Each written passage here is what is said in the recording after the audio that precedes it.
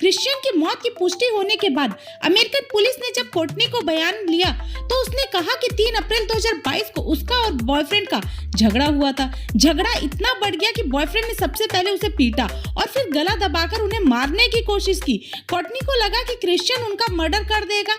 ऐसे में अपने बचाव में उन्होंने पास पड़ा चाकू उठाया और क्रिश्चियन की तरफ फेंक दिया। कोर्टनी ने बताया कि वो क्रिश्चियन से 10 फीट की दूरी पर थी। इसके बावजूद चाकू सीने में लग गया। खून बहता देख उन्होंने तुरंत 911 पर कॉल कर इत्तला दी। भले ही कोर्टनी ने ये कहा हो कि उन्होंने बचाव में चाकू फेंका, लेकिन शरीर पर लगे जख्म कुछ और ही बयां कर रहे थे।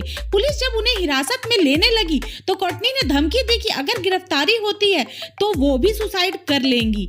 अमेरिका के मेंटल हेल्थ एक्ट 1971 के अनुसार किसी भी सस्पेक्ट की मानसिक स्थिति खराब हो या वो आत्महत्या की बात कहे तो उसे हिरासत में लेने से पहले मानसिक स्वास्थ्य केंद्र भेजना अनिवार्य है। ऐसे में पुलिस के लिए कोर्टनी को गिरफ्तार कर पाना बेहद मुश्किल था। उन्हें मानसिक स्वास्थ्य केंद्र भेज दिया गया। यहाँ कोर्टनी के बयान के आधार पर उनका फिजिकल एग्जामिनेशन भी किया गया।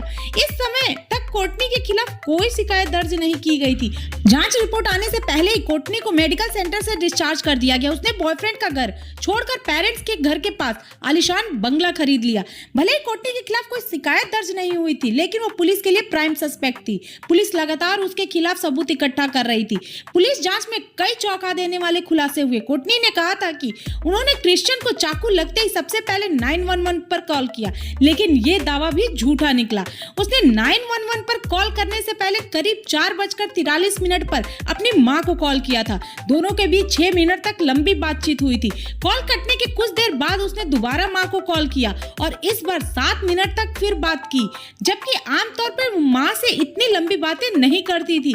इन 2 कॉल्स के बाद उसने 911 पर कॉल किया था। अगर वाकई झगड़ा हुआ होता तो उन्होंने मां से बात कब और कैसे की? जब सीसीटीवी कैमरे खंगाले गए तो सामने आया कि उस रोज कोर्टनी दोपहर 1:15 पर अपने अपार्टमेंट से निकली थी। कुछ घंटों बाद 4:33 पर वो वापस लौटी थी। इस समय उसके हाथ में 2 सैंडविच थे। हालांकि एग्जामिन रिपोर्ट में कोर्टनी के दावे झूठे निकले। उन्होंने कहा था कि बॉयफ्रेंड ने उनके साथ मारपीट कर जानलेवा हमला किया था। हालांकि जांच में न उनके शरीर पर न ही किसी तरह की चोट मिली, न ही उनका गला दबाए जाने की पुष्टि हुई।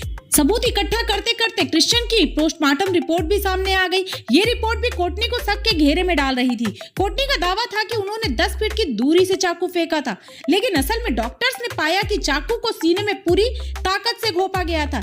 यही वजह रही कि चाकू 3 इंच तक शरीर में घुस गया था। ये भी सामने आया कि क्रिश्चियन के शरीर में चाकू ठीक उसी जगह घोंपा गया था जहां उन्होंने गर्लफ्रेंड कोर्टनी के नाम का टैटू बनवाया था। ये